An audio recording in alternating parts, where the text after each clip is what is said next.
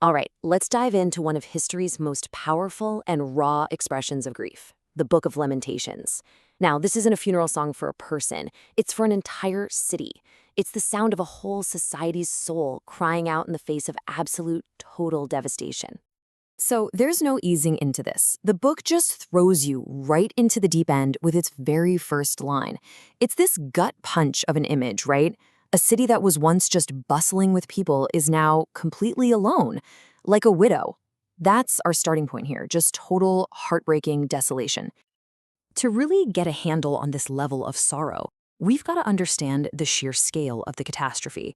So let's explore just how complete this collapse was and how far this once great city had truly fallen. And this is really the heart of the whole thing, isn't it? It's this stark, painful contrast. You have the memory of what was, a glorious princess among the provinces, and then, bam, it's slammed right up against the brutal reality of what is, a vulnerable, abandoned widow. It's like falling from the highest peak into the deepest valley imaginable. And when we say the collapse was total, we mean total. It wasn't just one thing going wrong. It was literally everything.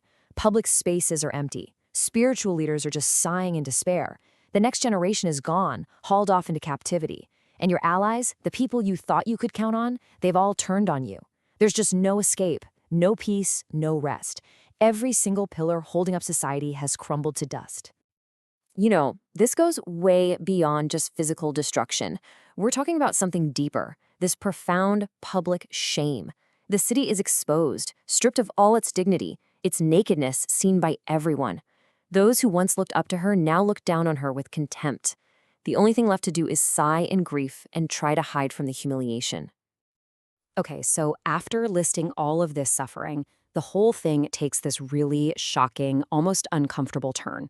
After taking stock of all the damage, the writer asks the one question that cuts the deepest. Who is responsible for all this? And the answer is just devastating. So the question is just hanging there, right? Who? Who could possibly inflict this level of devastation? You'd think, okay, it's got to be an enemy army, but the way it's described, the intensity feels so personal. It feels less like an act of war and more like a deep, intimate betrayal. And the answer the book gives is absolutely shocking. The blame is put squarely on their own God. He's not portrayed as some distant force, but as an active combatant, an enemy who has personally swallowed up his own people. This right here, this is the massive crisis of faith at the very center of the book. And the text just unleashes this barrage of images, painting God as a warrior right there on the battlefield. First, he's an archer who has bent his bow against his own people. And this attack isn't some kind of precise, calculated strike. It's a consuming rage, a fury, just poured out with this overwhelming force. Until the destruction is absolute. Until he has swallowed up all her palaces. Think about that. Total devastation, delivered by the very one they believed was their protector. But then, right when you think it can't get any darker, smack in the middle of this abyss of despair, the whole perspective just flips. The collective cry of the city kind of fades into the background, and we hear one single, individual voice emerge. And this is the pivot to hope. The chapter kicks off with this very personal testimony. The speaker doesn't even give his name. He just identifies himself by his suffering. This is the voice from the absolute depths of the experience. A man who has felt the rod of his wrath firsthand. We are at rock bottom. And this is the moment of complete surrender. He declares that not just his strength, but the very idea of hope itself is perished. It's gone. This feels like the absolute end of the line. But then, a pause, a breath, and a conscious, deliberate act of will changes everything.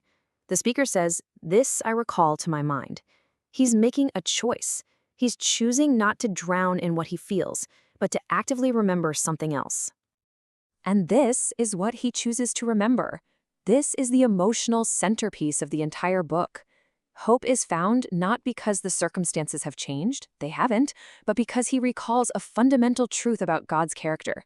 The simple fact that they exist at all is a sign of mercy. And that mercy isn't a one-time event. It's renewed every morning. But, and this is so important, that pivot to hope doesn't magically fix everything.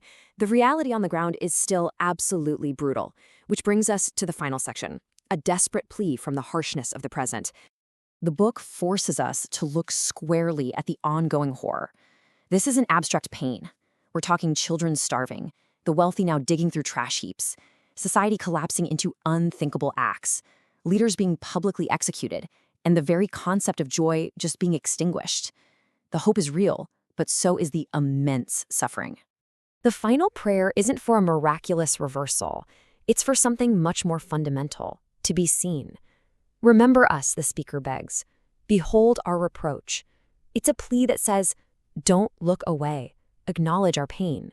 This is the desperate final appeal. And the entire book ends not with a neat resolution, but with this, a raw, painful, unanswered question hanging in the air. It leaves us right in the middle of this profound tension between a faith that declares God is faithful and a human experience that feels exactly like being abandoned. And that honest, unresolved tension is precisely what has made this city's lament echo through centuries.